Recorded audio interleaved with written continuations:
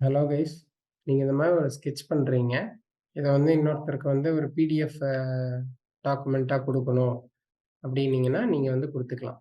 இப்போ வந்து இது வந்து ஒர்க் ஆஃப் செட் இந்த பாயிண்ட்லேருந்து தான் எடுக்கணும்னு நீங்கள் மென்ஷன் பண்ணணும்னு வைங்களேன். ஃபார் எக்ஸாம்பிள் இந்த கார்னர்லேருந்து தான் உங்களுக்கு ஒர்க் ஆஃப் செட் எடுக்கணும்னு நீங்கள் இன்னொருத்தருக்கு சொல்லணும்னா ட்ரான்ஸ்ஃபார்ம் மூவ் டு ஆரிஜின் கொடுத்து இதில் நம்ம என்ன பண்ணிக்கலாம்.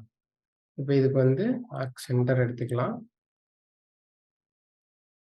ஆர்க் சென்டர் வரல. மேபி இது வந்து ஸ்ப்ளைனாக இருக்கிறனால கூட என்ன ஆகலாம், வராமல் இருக்கலாம். நம்ம வந்து இங்கேருந்து இங்கே ஒரு லைன் போட்டு இதான் நம்மளோட ஆர்க் சென்டர் இல்லைங்களா. ஸோ நம்ம வந்து ட்ரான்ஸ்ஃபார்ம் மூவ் டு ஆரிஜின். இப்போ இதுதான் ஆரிஜின் நம்ம சொல்ல போகிறோம். அதுக்கு வந்து ஆக்சிஸ் இந்த இடத்துல இருந்தால் கொஞ்சம் கிளியராக இருக்கும். வியூவில் போயிட்டு ஷோ ஆக்சஸ்ன்னு கொடுத்துருங்க. ஸோ இப்படி வந்துடும்.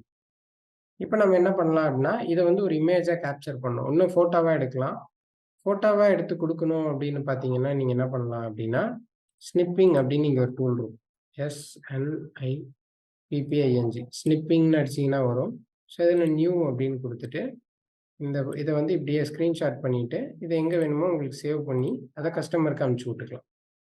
இல்லை எனக்கு வந்து இந்த மாதிரி வேண்டாம், எனக்கு ஒரு பிடிஎஃபாக கொடுத்தா பெட்டராக இருக்கும்னா நீங்கள் பண்ண டிராஃப்டிங் எல்லாம் வச்சுட்டு ஃபைல்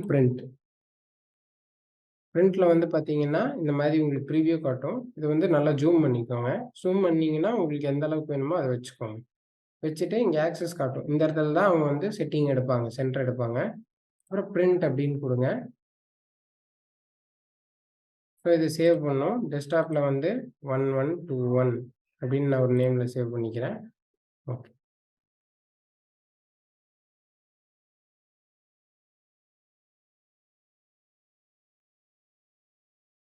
நம்ம என்ன பண்ணலாம், 1121ல் இது பிடிஎஃப்பை கிளிக் பண்ணிங்கன்னா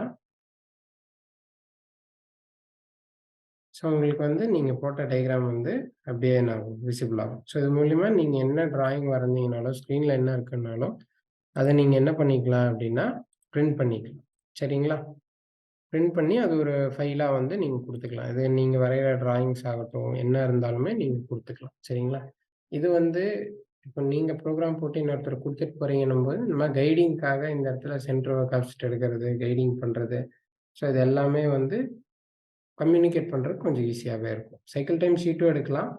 இல்லை ஜஸ்ட் ஒரு ரெஃபரன்ஸ்க்காக நம்ம ஒரு இமேஜ்க்காக கொடுக்குறோம் அப்படின்னாலும் நம்ம இந்த மாதிரி எடுத்து கொடுத்துக்கலாம். சரிங்களா. இது ஹெல்ப்ஃபுல்லாக இருந்திருக்கும்னு நினைக்கிறேன். நம்ம இன்னொரு வீடியோவில் அடுத்த ஒரு டிப்போட சந்திப்போம். Thank you bro.